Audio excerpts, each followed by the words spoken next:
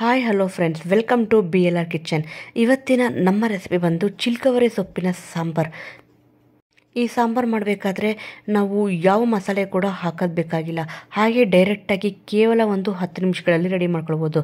ಮತ್ತು ಇನ್ನೇನಕ್ಕೆ ತಡ, ಬನ್ನಿ ಹೇಗೆ ಮಾಡ್ಕೊಳ್ಳೋದು ಅಂತ ನೋಡ್ಕೊಳ್ಳೋಣ. ಮೊದಲಿಗೆ ಈಗ ನಾನು ಒಂದು ಕುಕ್ಕರ್ ತಗೊಂಡು ಆ ಕುಕ್ಕರ್ಗೆ ಒಂದು 3ರಿಂದ 4 ಟೇಬಲ್ ಸ್ಪೂನಷ್ಟು ಎಣ್ಣೆನ ಹಾಕ್ಕೊತಿದ್ದೀನಿ. ಈಗ ಎಣ್ಣೆ ಬಿಸಿಯಾಗಿದ್ದ ನಂತರ 1 ಟೇಬಲ್ ಸ್ಪೂನಷ್ಟು ಸಾಸಿವೆ, 1 ಟೇಬಲ್ ಸ್ಪೂನಷ್ಟು ಜೀರಿಗೆನ ಹಾಕ್ಕೊಳ್ಳೋಣ. ಆ ನಂತರ ಇದಕ್ಕೆ ಸ್ವಲ್ಪ ಬೆಳ್ಳುಳ್ಳಿನ ಜಜ್ಜಿ ಹಾಕೋಬೇಕು. ಆ ನಂತರ ಒಂದು 3 ಒಣಮೆಣಸಿನ್ಕಾಯಿ ಸ್ಲೈಸಸ್ ಆಗಿ ಕಟ್ ಮಾಡಿರೋಂತಹ ಈರುಳ್ಳಿ 2 ಹಾಕ್ಕೊಂಡಿದ್ದೀನಿ ಇಲ್ಲಿ ನಾನು. ನಿಮಗೆ ಯಾವ ಥರ ಬೇಕು, ನೀವು ಸಣ್ಣಗೆ ಬೇಕಂದರೆ ಸಣ್ಣ ಕೂಡ ಕಟ್ ಮಾಡಿಕೊಂಡು ಹಾಕ್ಕೊಳ್ಬೋದು. ಇವಾಗ ನಾವು ಈರುಳ್ಳಿನೆಲ್ಲ ಚೆನ್ನಾಗಿ ಫ್ರೈ ಮಾಡ್ಕೋಬೇಕಾಗತ್ತೆ. ನಾವು ಆನಿಯನ್ನ ಎಷ್ಟು ಫ್ರೈ ಮಾಡ್ಕೊತೀವೋ ಅಷ್ಟು ಟೇಸ್ಟಿಯಾಗಿ ನಮಗೆ ಯಾವುದೇ ಒಂದು ರೆಸಿಪಿ ಆದರೂ ರೆಡಿ ಆಗುತ್ತೆ.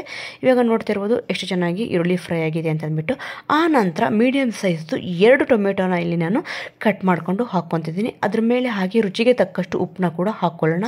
ಉಪ್ಪನ್ನ ಯಾವಾಗಲೂ ನೋಡ್ಕೊಂಡು ಹಾಕ್ಕೊಳ್ಳಿ. ಉಪ್ಪು ಜಾಸ್ತಿ ಯಾರ ತಿನ್ನೋಕ್ಕಾಗಲ್ಲ, ಕಮ್ಮಿ ಆದರೆ ನಾವು ಆಮೇಲೆ ಕೂಡ ಆ್ಯಡ್ ಮಾಡ್ಕೊಳ್ಬೋದು.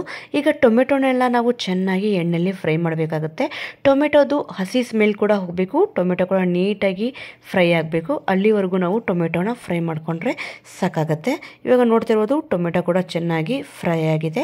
ಆ ನಂತರ ಇಲ್ಲಿ ನಾನು ಚಿಲ್ಕವರೆ ಸೊಪ್ಪನ್ನ ನೀರಲ್ಲಿ 3ರಿಂದ 4 ಸತಿ ವಾಶ್ ಮಾಡಿಕೊಂಡು ಒಂದು ಪಾತ್ರೆಯಲ್ಲಿ ಒಂದು 10 ನಿಮಿಷಗಳ ಕಾಲ ಇಲ್ಲಿ ನಾನು ನೆನೆ ಹಾಕಿದ್ದೀನಿ. ಈ ರೀತಿಯಾಗಿ ನಾವು ಮಾಡ್ಕೊಳ್ಳೋದ್ರಿಂದ ಸೊಪ್ಪಲ್ಲಿರೋ ಮಣ್ಣಿನ ಅಂಶ ಎಲ್ಲ ನೀಟಾಗಿ ಹೋಗುತ್ತೆ. ಇವಾಗ ಬನ್ನಿ ನಾವು ವಾಶ್ ಮಾಡಿಕೊಂಡಿರೋಂಥ ಸೊಪ್ಪನ್ನೆಲ್ಲ ಇದಕ್ಕೆ ಹಾಕ್ಕೊಳ್ಳೋಣ. ನೋಡಿ, ಈ ರೀತಿಯಾಗಿ ನೀರನ್ನೆಲ್ಲ ನೀಟಾಗಿ ಜಾನಿಸ್ಕೊಂಡು ಆ ನಂತರ ಸೊಪ್ಪನ್ನೆಲ್ಲ ಹಾಕ್ಕೊತಿದ್ದೀನಿ. ಸೊಪ್ಪಲ್ಲಿರೋ ಮಣ್ಣೆಲ್ಲ ನೀಟಾಗಿ ವಾಶ್ ಆಗಬೇಕಂದ್ರೆ ನಾವು ನೀರಲ್ಲಿ ಸ್ವಲ್ಪ ಸೊಪ್ಪನ್ನ ಹಾಗೆ ಬಿಡಬೇಕಾಗತ್ತೆ. ಇವಾಗ ನೋಡ್ತಿರ್ಬೋದು ಸೊಪ್ಪೆಲ್ಲ ನೀಟಾಗಿ ಹಾಕ್ಕೊಂಡಿದ್ದೀನಿ. ಈ ರೀತಿಯಾಗಿ ಸಣ್ಣದಾಗಿ ಕಟ್ ಮಾಡಿಕೊಂಡು ಹಾಕ್ಕೋಬೇಕಾಗತ್ತೆ. ನಿಮ್ಮ ಕೈಲಿ ಎಷ್ಟು ಸಣ್ಣಗಾಗುತ್ತೋ ಅಷ್ಟು ಸಣ್ಣಗೆ ಕಟ್ ಮಾಡ್ಕೊಳ್ಳಿ. ಆ ನಂತರ ನಾನು ತೊಗರಿಬೇಳೆ ಮತ್ತು ಅವರೆಕಾಳನ್ನ ಮೊಳಕೆ ಕಟ್ಟಿಸ್ಕೊಂಡು ಇಟ್ಕೊಂಡಿದ್ದೀನಿ. ಇವಾಗ ಒಂದು ಮೀಡಿಯಮ್ ಸೈಜ್ ಗ್ಲಾಸಲ್ಲಿ ಸ್ವಲ್ಪ ತೊಗೊಂಡ್ರೆ ಸಾಕಾಗುತ್ತೆ. ನೀರಲ್ಲಿ ವಾಶ್ ಮಾಡಿ ಆ ನಂತರ ಇಲ್ಲಿ ನಾನು ಯೂಸ್ ಮಾಡ್ತಾ ಇರೋದು. ಇದೆಲ್ಲ ನೋಡಿ ಹಾಕ್ಕೊಂಡ್ಮೇಲೆ ಸ್ವಲ್ಪ ಕೊಬ್ಬರಿ ತುರಿನ ಹಾಕ್ಕೊತಿದ್ದೀನಿ. ಅದನ್ನು ಕೂಡ ಒಂದು 2 ಟೇಬಲ್ ಸ್ಪೂನಷ್ಟು ಕೊಬ್ಬರಿ ತುರಿನ ಹಾಕ್ಕೊಂಡ್ರೆ ಸಾಕಾಗುತ್ತೆ. ಒಂದು 4ರಿಂದ 5 ಚಿಟಿಕೆಯಷ್ಟು ಅರಿಶಿಣ ಪುಡಿ ಕೂಡ ಹಾಕ್ಕೊಳ್ಳೋಣ. ನಿಮ್ಮ ಖಾರಕ್ಕೆ ಅನುಗುಣವಾಗಿ ಇಲ್ಲಿ ನೀವು ರೆಡ್ ಚಿಲ್ಲಿ ಪೌಡರ್ನ ಯೂಸ್ ಮಾಡ್ಕೊಳ್ಳಿ. ನಾನಿಲ್ಲಿ 1 ಟೇಬಲ್ ಸ್ಪೂನಷ್ಟು ಯೂಸ್ ಮಾಡ್ಕೊಂಡಿದ್ದೀನಿ. ಆ ನಂತರ ಇಲ್ಲಿ ನಾನು ಸಾಂಬಾರು ಪುಡಿನ ಹಾಕ್ಕೊತಿದ್ದೀನಿ. ನೀವು ಮಾಡ್ತಿರೋ ಕ್ವಾಂಟಿಟಿ ಪ್ರಕಾರ ನೀವು ಇಲ್ಲಿ ಹಾಕ್ಕೋಬೇಕಾಗತ್ತೆ. ನಾನು ಮಾಡ್ತಿರೋ ಕ್ವಾಂಟಿಟಿಲಿ ಸುಮಾರು ಒಂದು 5ರಿಂದ 6 ಜನ ಸಫಿಷಿಯೆಂಟ್ ಆಗಿ ತಿನ್ಬೋದು. ಇವಾಗ 4 ಟೇಬಲ್ ಸ್ಪೂನಷ್ಟು ನಾನಿಲ್ಲಿ ಸಾಂಬಾರು ಪುಡಿನ ಯೂಸ್ ಮಾಡ್ಕೊಂಡಿದ್ದೀನಿ. ಆ ನಂತರ ನೀಟಾಗಿ ಇದನ್ನು ನಾವು ಮಿಕ್ಸ್ ಮಾಡ್ಕೋಬೇಕಾಗತ್ತೆ. ಫಸ್ಟು ನೀರು ಹಾಕ್ಲಾರೆ ಇದನ್ನು ಸ್ವಲ್ಪ ನೀಟಾಗಿ ಮಿಕ್ಸ್ ಮಾಡ್ಕೊಳ್ಳಿ. ನಾವು ನೀರು ಹಾಕಿಬಿಟ್ರೆ ಸ್ವಲ್ಪ ಅಲ್ಲಲ್ಲಿ ಗಂಟು ಬರುತ್ತೆ. ಅದಕ್ಕೋಸ್ಕರನೇ ಈ ರೀತಿ ನೀಟಾಗಿ ಮಿಕ್ಸ್ ಮಾಡ್ಕೊಂಡು ಆದಮೇಲೆ ನಾವು ನೀರನ್ನ ಆ್ಯಡ್ ಮಾಡ್ಕೊಳ್ಳೋಣ. ನೋಡಿ, ಇವಾಗ ನೀಟಾಗಿ ಇದು ಮಿಕ್ಸ್ ಆಗಿದೆ. ಆ ನಂತರ ಇಲ್ಲಿ ನಾನು ನೀರನ್ನ ಯೂಸ್ ಮಾಡ್ಕೊತಿದ್ದೀನಿ.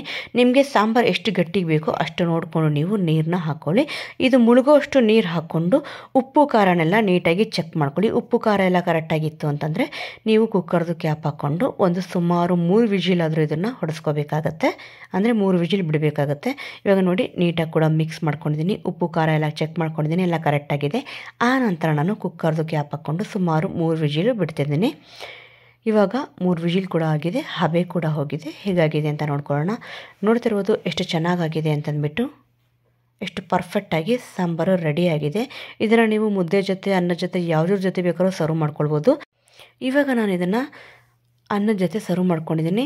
ಖಂಡಿತವಾಗ್ಲೂ ಈ ರೀತಿಯಾದ ಹೊಸ ರೆಸಿಪಿನ ನೀವೇನಾದ್ರು ಟ್ರೈ ಮಾಡಿಲ್ಲ ಅಂತಂದರೆ ಖಂಡಿತವಾಗ್ಲೂ ಒಂದು ಸತಿ ಟ್ರೈ ಮಾಡಿ, ತುಂಬಾ ಚೆನ್ನಾಗಾಗುತ್ತೆ.